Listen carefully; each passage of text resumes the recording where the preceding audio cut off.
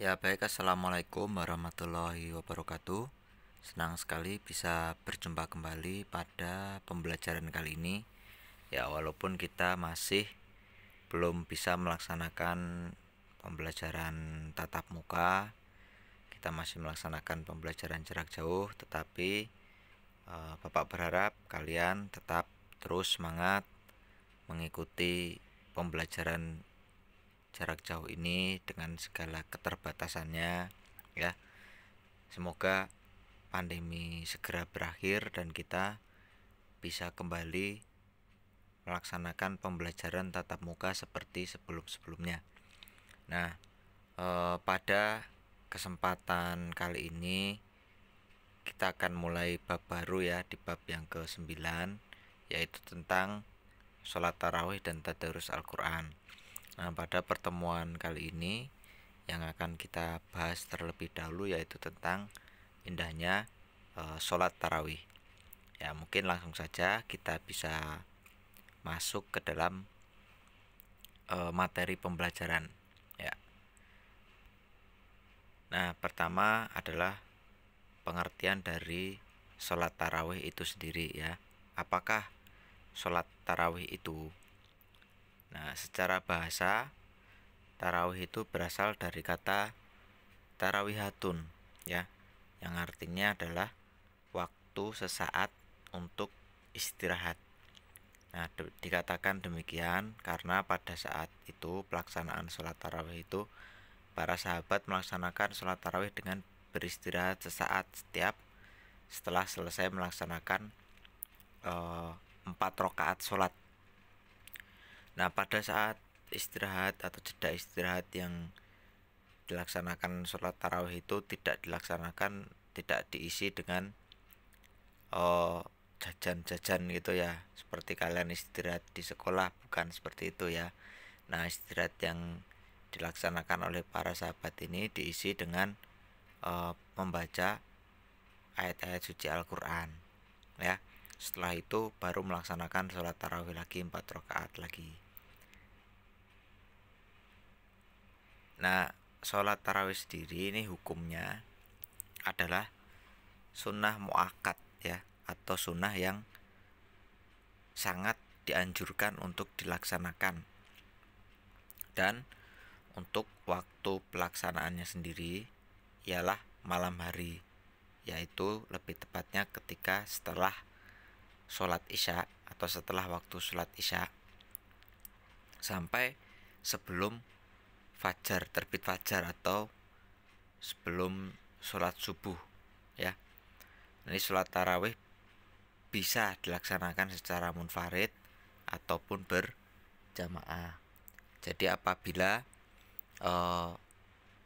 pada saat setelah sholat isya jam 7 ini sedang ada acara atau tidak bisa melaksanakan sholat tarawih berjamaah di masjid, nah ini apabila ingin melaksanakan pada saat malam harinya boleh, bahkan pada saat sedang sahur, setelah makan sahur misalnya, ataupun sebelum sahur pagi hari jam 3 melaksanakan sholat tarawih itu masih boleh dilaksanakan, ya, karena waktunya itu sepanjang malam dari mulai setelah sholat isya hingga sebelum tiba waktu sholat subuh. Lalu bagaimana cara mengerjakan sholat tarawih ini? Nah, di zamannya Nabi Muhammad, beliau mengajarkan sholat tarawih itu dengan 8 rakaat, ya.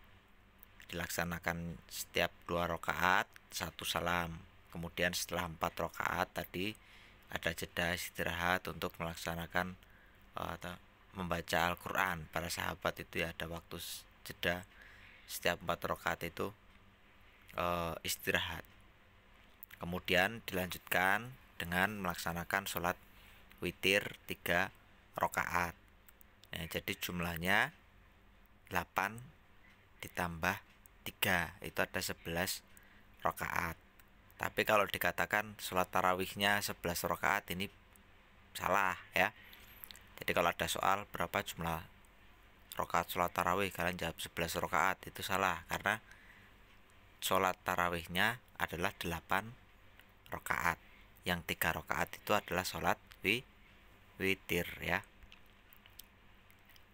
Nah, kemudian di zaman Khalifah Umar bin Khattab, ini sholat tarawih dilaksanakan sebanyak 20 rakaat dengan 2 rakaat 1 kali salam.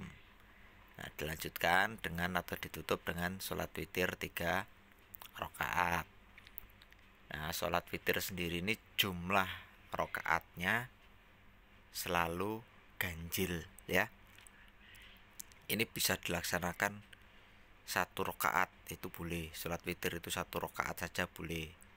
Misalnya kalian melaksanakan sholat tahajud, kemudian ditutup dengan sholat witir 1 rakaat boleh. Jadi setelah ya cuma 1 rakaat saja langsung salam.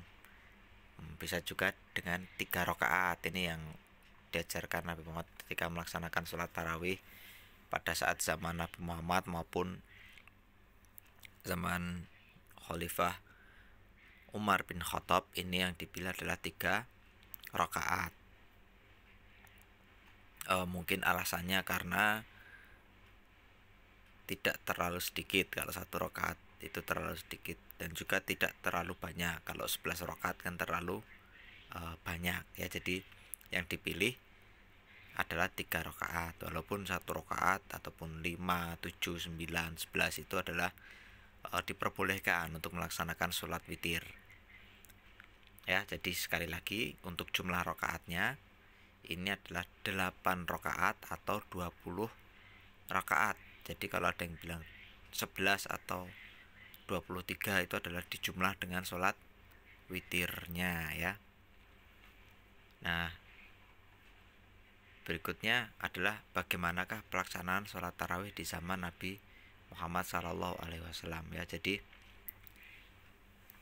pada saat hari pertama Nabi Muhammad melaksanakan sholat tarawih bersama dengan para sahabat, ini hanya beberapa orang yang hadir pada saat itu.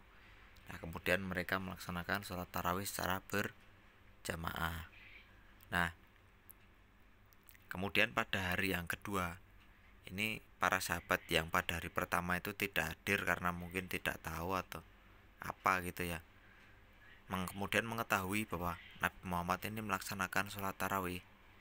Nah, ini mereka kemudian datang pada hari kedua hingga masjid itu penuh. Nah, masjidnya itu penuh dengan para jamaah yang ingin melaksanakan sholat tarawih bersama Nabi Muhammad. Nah, di hari berikutnya ini Nabi Muhammad mengetahui bahwasanya para sahabat itu sudah hadir di masjid untuk melaksanakan sholat tarawih bersama Nabi Muhammad. Dan ini yang dari ketiga ini animonya, antusiasmenya itu sangat tinggi, sehingga yang hadir itu semakin banyak ya. Nah, di situ Nabi Muhammad ada rasa kekhawatiran, khawatir karena tingginya animo para sahabat saat itu untuk melaksanakan sholat tarawih. Nabi Muhammad takut nanti akan turun wahyu yang isinya adalah mewajibkan sholat tarawih. Maka pada hari yang ketiga ini Nabi Muhammad sengaja tidak hadir di masjid dan memilih melaksanakan sholat tarawih di rumah, karena khawatir takutnya nanti akan diwajibkan dan ini akan memberatkan umat. Makanya Nabi Muhammad sengaja tidak hadir pada hari yang ketiga. Jadi ini bukan berarti malas ya, tapi karena ada alasan khusus dari Nabi Muhammad.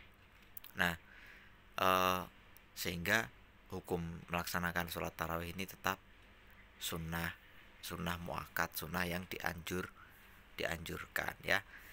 Sebelum Bapak tutup untuk sesi pembelajaran kali ini, Bapak berpesan kepada kalian ya, mari kita tetap jaga protokol kesehatan, kemudian gunakan masker jika keluar rumah, jaga jarak, sering mencuci tangan menggunakan sabun, kemudian jaga pola makan kalian, istirahat yang cukup, dan Jangan lupa berdoa kepada Allah Subhanahu wa taala, semoga kita senantiasa dijauhkan dari berbagai macam mara bahaya.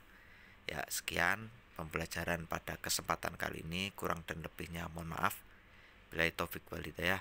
Wassalamualaikum warahmatullahi wabarakatuh.